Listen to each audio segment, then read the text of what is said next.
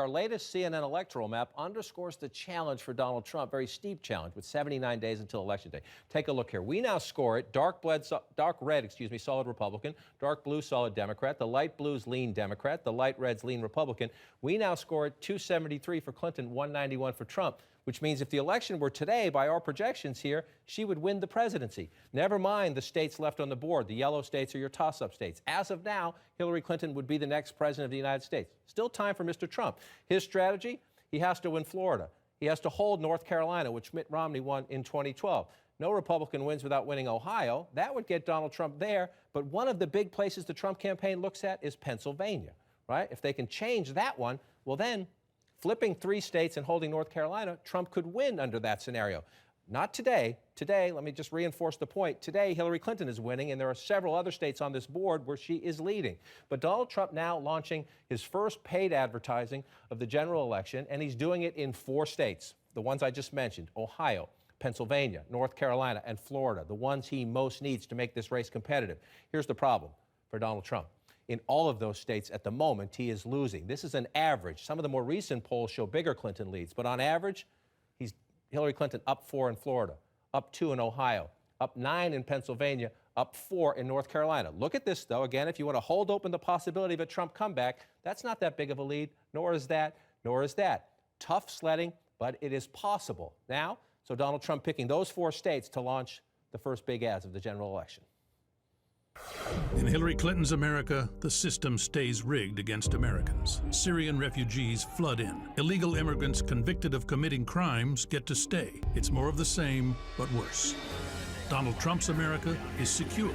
Terrorists and dangerous criminals kept out. The border secure. Our families safe. We'll get to the message in a second, but one of the things a lot of Republicans are saying is, where have you been?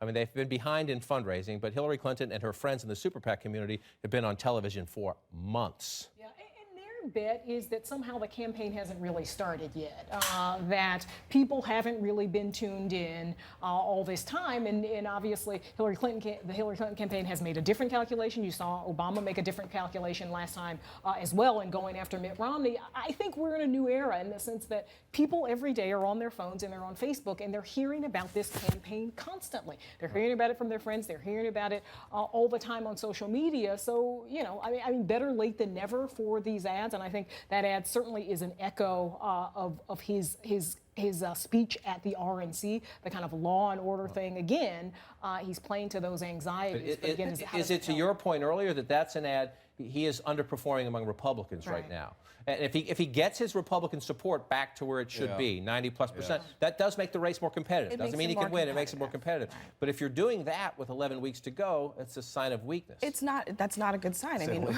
yeah, to say the least. I'm being kind. It's Sunday. Your job, yeah.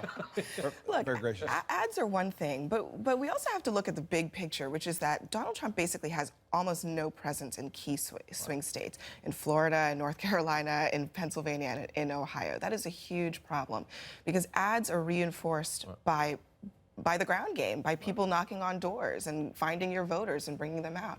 So it's sort of like part of a larger picture of underpreparedness. And the Clinton folks are just hammering away, piece by piece. They're going after the early vote in a lot of these states and sort of just, it's incredibly methodical. Yeah, and playing like they're behind. And playing like they're behind. And Trump, you know, the ad is going to help him with Republicans in some ways, but he also has this additional challenge of counterbalancing literally tens of millions of dollars that have been going after swing voters. This has been a huge complaint if you call into state Republican chairman or state Republican parties or Senate incumbent X, say in Pennsylvania or say in Ohio or say in New Hampshire, that where's the Trump cavalry?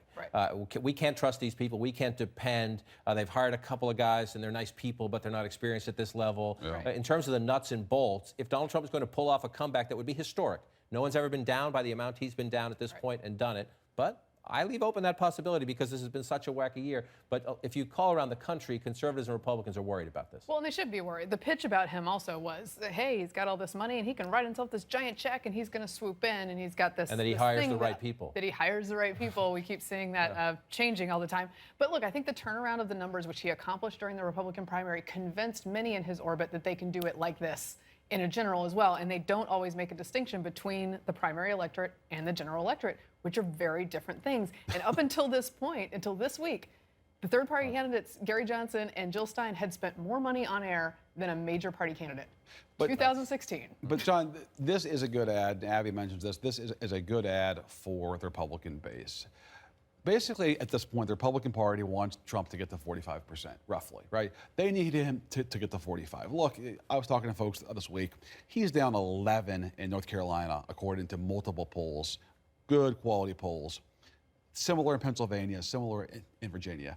The barn doors closing. The important thing now, though, is to get Trump stabilized with his own party. And the reason for that is because you mitigate the damage down ballot. Look, Pat Toomey in Pennsylvania can win if Trump is losing that state by 5 to 6. It's a lot harder if it's 10. It's impossible. So it's impossible. And, that's the big dilemma in the party. There are all these people saying, okay, abandon Trump. But there is a bigger risk in that as there is a benefit, because you don't just throw a switch. There's no such switch that says, you know, move the money here. It doesn't work that way. It's complicated. And if the party is demoralized in 2 months, and if Trump collapses, they go with him.